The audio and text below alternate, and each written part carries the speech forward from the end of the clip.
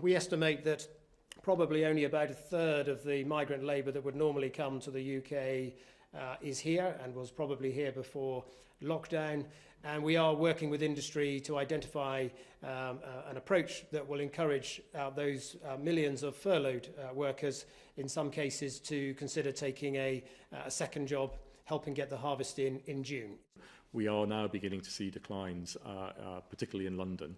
And yes, deaths are now either plateauing around the country or beginning to decline.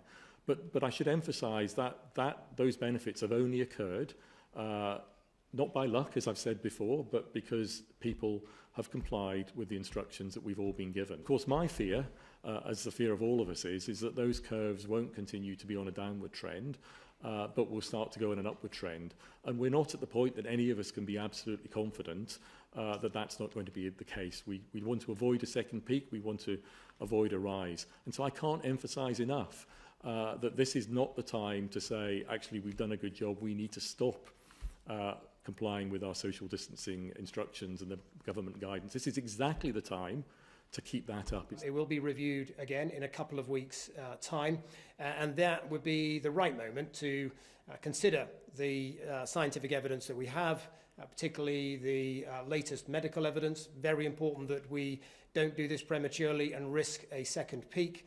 Very important that we see a consistent downward trend and sustainable reduction in the number of infections.